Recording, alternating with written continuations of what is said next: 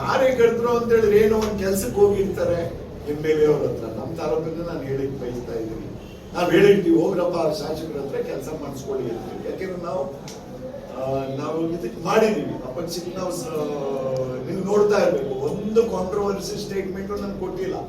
ಯಾಕೆಂದ್ರೆ ಅಲಯನ್ಸ್ ಆದ್ಮೇಲೆ ನಾನ್ ಮಾಡಿರುವಂತ, ನಾನ್ ತಂದಿರುವಂತ ಅನುದಾನವನ್ನ ಭೂಮಿ ಪೂಜೆ ಮಾಡ್ತಾ ಇದ್ದಾರೆ, ಉದ್ಘಾಟನೆಯನ್ನ ಮಾಡ್ತಾ ಇದ್ದಾರೆ. ನಾವು ಅಲಯನ್ಸ್ ಆಗಿದ್ದೀವಿ ಅನ್ನೋದು ಕಾರಣಕ್ಕಾಗಿ ನಾವು ಎಲ್ಲೂ ಬಾಯಿ ಬಿಟ್ಟಿಲ್ಲ.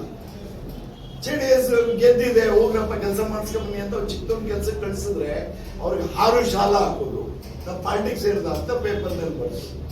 ಆತ್ಮಪೂರ್ವಕವಾಗಿ ಯಾರು ಹೋಗಿಲ್ಲ. ನಮ್ಮ ಹೊಸಣ್ಣವ್ರಿಗೂ ಹೇಳಿಕ್ ಬಯಸ್ತೀನಿ, ಯಾವುದೇ ಕಾರಣಕ್ಕೂ ಇಲ್ಲ. ನಾನು 3 ಸಾರಿ ಶಾಸಕನಾಗಿದ್ದೀನಿ, ಒಂದ್ಸಾರಿ ಸಚಿವನಾಗಿದ್ದೀನಿ. ಇಡೀ ಜಿಲ್ಲೆಗೆ ಅತಿ ಹೆಚ್ಚಿನ ಪಟ್ಟಣ ತಂದುಕೊಟ್ಟಿರೋದು ಇಡೀ ದೇಶಕ್ಕೆ ಗೊತ್ತಿದೆ. ಮುಂದೆ ಇನ್ನೂ ಶಕ್ತಿಶಾಲಿಯಾಗಿ ನಮ್ಮ ತಾಲೂಕಲ್ಲ ಜಿಲ್ಲೆಗೆ ನಾನು ಕೆಲಸ ಮಾಡುವಂತ ಕೆಲಸಗಳನ್ನ ನಾನು ಮಾಡ್ತೀನಿ. ಎಲ್ಲ ಕಡೆ ಪ್ರೀತಮ್ ನೋಡ್ರೆ ಜವಾಬ್ದಾರಿಯನ್ನ ತಗೊಂಡು ಪ್ರತಿಯೊಂದು ತಾಲೂಕು ಹೋಗಿ ಕೆಲಸಗಳನ್ನು ಮಾಡಿ ನನ್ನ ಪಕ್ಷ ಶಕ್ತಿ ತುಂಬುವಂತ ಕೆಲಸಗಳನ್ನ ಖಂಡಿತ ಮಾಡ್ತೀನಿ. ಯಾರು ಇದಕ್ಕೆ ಧೈರ್ಯ ಗೆಡಬೇಡೋದು ಬೇಡ ಅಂತಾನು ನಾನು ಹೇಳಿಕ್ ಬಯಸ್ತೇನೆ. ಆದ್ರೆ ನಿಖಿಲ್ ಅವರು ಬಂದು ನೆಕ್ಸ್ಟ್ ಕ್ಯಾಂಡಿಡೇಟ್ ನ ಘೋಷಣೆ ಮಾಡ್ತಾ ಇದ್ದಾರೆ ಸರ್, ಹಾಲಿ ಶಾಸಕರಿಗೆ. ನಮ್ಮ ಪ್ರೀತಮ್ ಹೇಳಿದ್ರಲ್ಲ, ನಿಖಿಲ್ಗೂ ಅಧಿಕಾರ ಕೊಟ್ಟಿಲ್ಲ,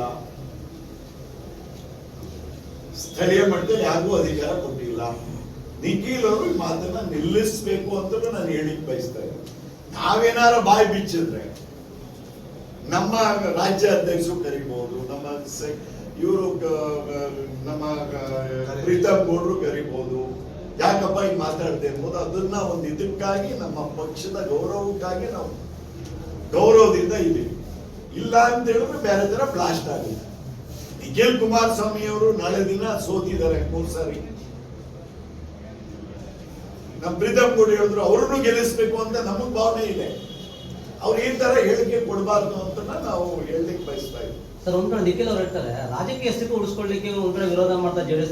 ನಿಖಿಲ್ ಅವರು ಫಸ್ಟ್ ನಾನು ಏನು ಅನ್ನೋದನ್ನ ಅರ್ಥ ಮಾಡ್ಕೊಳ್ಳಿ. ನಾನು ಎಲ್ಲಿಂದ ಬಂದಿದ್ದೀನಿ, ದೇವೇಗೌಡರು ಕಂಪೇರ್ ಮಾಡಕ್ ಆಗಲ್ಲ. ದೇವೇಗೌಡರಿಗೆ ನಮ್ಗೆ ಗೌರವ ಇದೆ, ಕುಮಾರಣ್ಣವ್ರ ಬಗ್ಗೆ ನಮ್ಗೆ ಗೌರವ ಇದೆ. ಅವ್ರಿಗಿಂತ ಹೆಚ್ಚಿನ ಮಟ್ಟದಲ್ಲಿ ಮಾತಾಡಕ್ ಹೋಗ್ತಾರೆ ಅನ್ನೋದನ್ನ ತಾವು ಗಮನಿಸಬೇಕಾಗ್ತದೆ. ನಿಖಿಲ್ ಅವ್ರೇನು ನನ್ನ ಬಗ್ಗೆ ಅಥವಾ ಈ ಲೀಡರ್ಗಳ ಬಗ್ಗೆ ಮಾತಾಡ್ಬೇಕಂದ್ರೆ ಒಂದು ಜಿಲ್ಲಾಧ್ಯಕ್ಷರಾಗಿದ್ರ, ಜಿಲ್ಲಾ ಪಂಚಾಯತಿಲಿ ಆಗಿದ್ರ, ತಾಲೂಕ್ ಪಂಚಾಯತಿಲಿ ಏನಾರು ಆಗಿದ್ದಾರ, ಸ್ಥಳೀಯರ ಬಗ್ಗೆ ಮಾತಾಡಬಾರ್ದು. ಅಸ್ತಿತ್ವ ಏನು, ಅಸ್ತಿತ್ವ ಉಳಿಸ್ಕೊಳ್ಳೋಕೆ ಅವ್ರ ತಂದೆಗೆ ದಾರಿ ಎಳೆದಿದ್ದೀವಿ, ನಾವು ಆತ್ಮಪೂರ್ವಕವಾಗಿ ಮಾಡಿದ್ದೀವಿ. ಮಾತಾಡಬಾರ್ದು ನಿಖಿಲ್ ಕುಮಾರಸ್ವಾಮಿ ಅವರು ಹೇಳಿಕೆಯನ್ನ ಅಂತ ಹೇಳಿಕ್ ಬಯಸ್ತಾ ಇದ್ದಾರೆ.